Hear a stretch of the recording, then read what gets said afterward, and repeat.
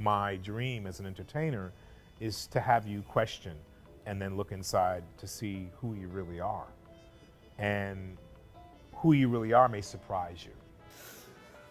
Wow, that was cool. That was very intense scene. As an actor in my world, I use building blocks to create the character. This particular character, Anton's ability to lead is what drives him. His ability to create a better world for his people is what drives him. Anton is very smart at how he manipulates Diego and puts him in the position he needs to be in. He's questioning him constantly about what he thinks. What is your truth? He has a saying, truth or lies, truth or lies. And truth is always going to be the winner. But is Anton always telling the truth? Diego Castillo is a really interesting character, and well, what I did to get into his character was basically put myself in his shoes and see what he's gone through with his father, Antón Castillo, and it really made me resonate with him and made me feel for him. And I also really analyzed the people that surround him, like his father and, you know, like the soldiers, and there's so many people. He's basically lived in his father's life, so I made sure I wanted to know much about his life, so I was able to, you know, represent it as good as possible.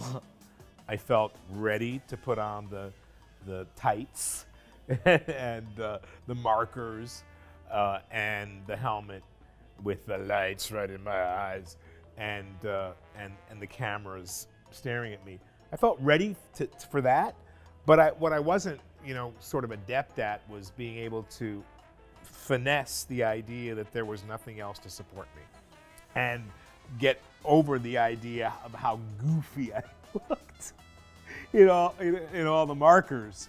When you're acting in a video game, you're in this place called the volume.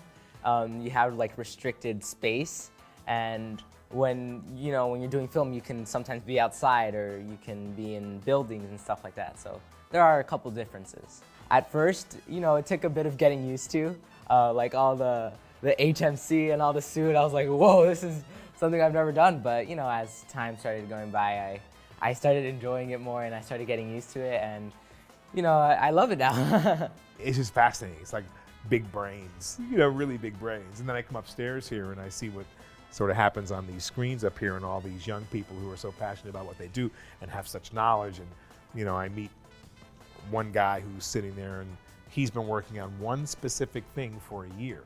I've been looking at you, your face, only your face, for a whole year. The players that play Far Cry 6 might feel a bit bad for Diego because he's had to live in the shadow of his father, Antón Castillo, and they might want to, you know, try to help him, and they might not like what he's going through, what he's been going through his whole life, and you know, I feel like it's something that they will understand and get from him. Well, I hope the players will take away that Antón is a human being. That he really has the wide spectrum of emotions that we all feel as human beings, and that he's also conflicted.